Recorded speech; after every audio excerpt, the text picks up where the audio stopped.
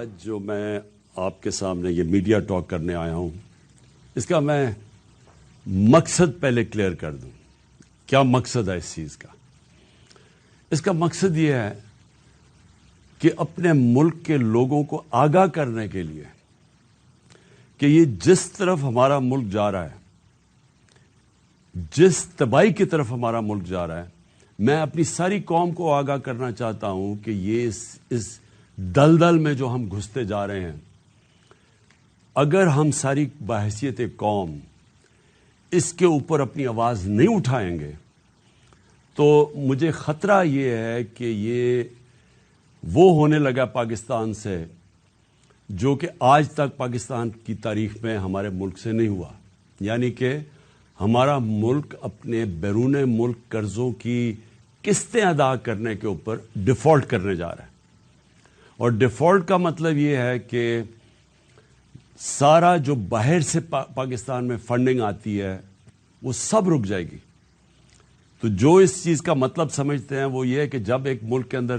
Dollars کی income رک جائے گی تو اس سے کیا ہوگا کہ اگر آج ہمارا روپیہ گرتا جا رہا ہے اور اگر 224 ہے اس کی آفیشل ریٹ اور مارکیٹ میں 250 روپے کا بھی اگر ڈالر نہیں مل رہا تو یہ آپ یہ سمجھ لیں کہ یہ اس سے ذرا جب خدا نہ خواستہ اگر ڈیفالٹ کرتا ہے تو اس سے کئی گنا اور آگے چلا جائے گا۔ اور میں اس لیے اپنی قوم کے سامنے یہ بات آج کرنا چاہتا ہوں کہ یہ جو ہمارے اوپر چوروں کا ٹولہ مسلط کیا ہوا ہے، ان کو اس چیز کی فکر نہیں ہے، کیونکہ ان کے جو لیڈران ہیں انہوں نے 30 سال سے اس ملک سے پیسہ چوری کر کے ملک سے باہر لے گئے ہیں۔ ان کی اربوں ڈالر کی جائیدادیں اور پراپرٹیز باہر پڑے ہوئی ہیں، اربوں روپے نہیں، اربوں ڈالرز کی ان کی پراپرٹیز باہر پڑی ہیں۔ 30 سال سے پیسہ چوری کر رہے ہیں۔ حدیبہ پیپر مل جب پہلی دفعہ سامنے آئی تھی